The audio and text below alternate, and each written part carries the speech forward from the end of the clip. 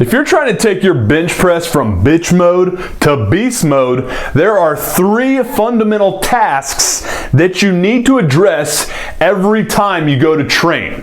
And in today's Flex Friday video, I'm going to share with you not only a kick-ass bench press routine that'll get you stacked, jacked, strong, and powerful, but I'm also going to let you in on what I believe is truly the #1 most important thing you need to do in order to stomp out your old 1-rep max and never hit one of those pain in the ass plateaus again.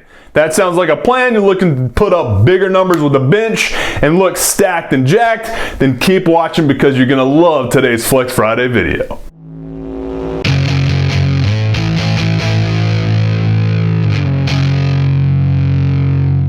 What's up, meatheads? Coach MANdler here, Team Swole Patrol. Welcome to another Flex Friday. Today we're going to be talking about what else? The bench press. The main event, if you will. And as I mentioned, there are 3 things you must address with your bench press every time you hit the gym with the goal of putting up a bigger 1-rep max. First is going to be your form. If you're someone that's new to the bench press, new to the gym in general, the fastest gains you're going to get are when you simply master your form with the bench press. It's going to allow you to increase the amount of muscle fibers that can produce more force and have that force be generated into the bar. It's going to clean up a lot of the inefficient movements that are acting as power leaks, and overall it's just going to make you to where you can lift for more size, strength, and speed gains when you do it correctly. Not only that, it's going to keep you from getting snapped up. So first off, make sure your form is on point. I'm not going to go and ramble on about this anymore just because I've done a million videos about it. Second is going to be constantly rotating the type of core lift you do.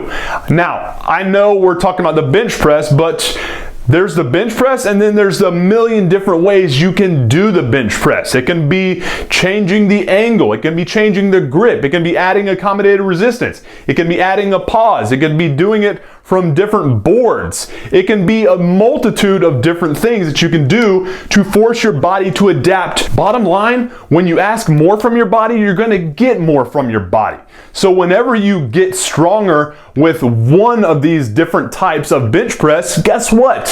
Your regular bench press that you would do on a typical 1-rep max day is going to improve as well. And your third focus with every big bench press session, and what I truly believe is the most important for guys that have been training for a while, is addressing your weak points. I truly believe that the majority of your time with your training should be spent on addressing your weak points, is because the weak points are what are holding you back with hitting those big 1-rep maxes. Addressing weak points with the bench press is actually very simple and is all contingent upon where on the bench press you're typically failing. If you're failing at the very bottom, it's typically because either you're not explosive enough, in which case do some speed work, do some plyometrics before you hit the bench. It could be just a weak back and weak chest, at which point obviously hit some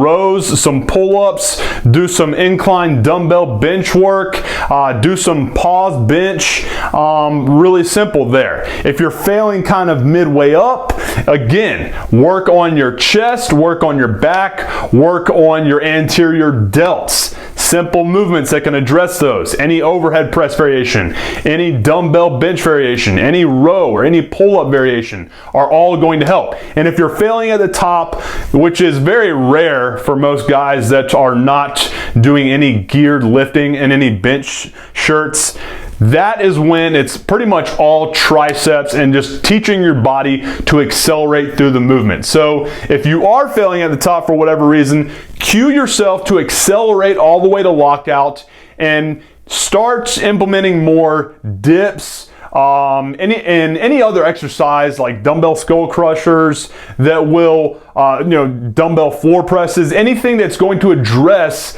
the long head of the triceps, which are helpful for locking out. That's why you saw me do chain work at the top to teach me to accelerate through the movement, and also close grip work with the bench press that I did for the core lift of the day. So throw those in, address your weak points, because those are going to be the things typically holding you back. Not typically, that's what's holding you back. Address the weak points, and I can guarantee you are going to stomp out that plateau and start hitting bigger numbers with your bench press. Now, enough talking, let's get to the good stuff. Try out today's Flex Friday workout. If you have any questions about it, be sure to leave them down below, and I will get to them as soon as possible.